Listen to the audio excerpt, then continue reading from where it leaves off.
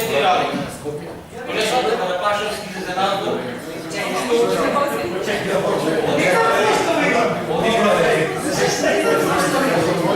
Води праве. Не, сега да я прашам защо денес не е виж. Защо денес, кога стана да прави, струваше колко стига. Значи, що е проблемът? Не беше недолу. Не само сакам да я прашам. Додора да работа, 3 работи. Спомена или да завършим, защото колеги ме недобрени и аз усещам за времето. Значи колегата Хаджиевски спомна дека зашто вчера сме ги прашували директорите толку накрасто и толку жестоко и толку сте се фатили за тие бројки и завршни сметки, средствата за хигиена и работи кои што навистина ги прашувавте и споменав на почеток. А не сме зборували за квалитетот на образование. Почитува колега Хаджиевски. Како ќе имаме квалитетно образование ако немаме пари? Сликовите објаснето. Вие работите во Рек Битола. Ако имате скапани железа, скапани ламарини, како таму ги викат, ќе направите добра кована ограда? Не. Нема да направите. Значи ако нема пари, нема квалитетно образование. Точка, крај на приказна. Следната работа што треба да што сакам да ја споменам. Овие луѓе што овде што седат, ако е по некоја законска регулатива, ако беше како што треба, како што е по законот за трговска друштва, тие требаше да бидат под стечај. 10 училишта требаше да бидат под стечај.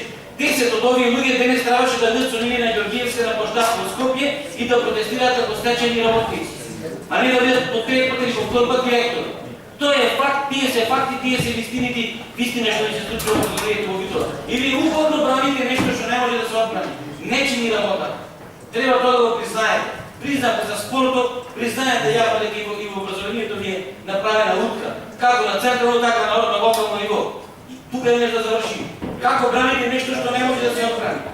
Како браните нешто што не може да се отбрани? Јас не можам да сватам. Тие се тие факти што сакаме да ги изнесеме овде. И вие цело време тавески го исправе директорите во Рек работат и така натаму и така натаму. Колежката Карапашевска ме очекува. Уште 30 секунди и ќе завршам. Спомнете дека се зголемени плоскотаци, почитувани колежки, колегата пробва да ви објасни, колежката исто така. Јас ќе ве прашам, се зголеме, навистина може да зголемно, кој што вие тоа го тврдите. Така, меѓутоа, бидејќи се работи за сума која што е вкупна сума за едно училиште. Може би тука се дотациите за, како што спомена колегата, зголемен број на работени, училичен доход, или исплатен регат за годишен одмор, или разни дотации, или други што се отишли во пензија. И сега вие се кажете разна слика, се зголеми дотацијата од државата. Не, така дали се намали поручување на училишта. Не се намалени. Еве ги тука пред нас дека кажам. Со сите што разговара директори, ако сумата е намалена 50 до 100.000 дена, тоа е нула, тоа е ништо.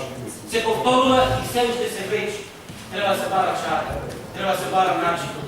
Не да излеземе овде, треба на истината да видиме која е истината и што треба да се пресиме понатаму. И лани го зборува истата година и в година да сме здрави и живи, ако со ова темпо вака стера нечини. Че не чини работа, работа не чини.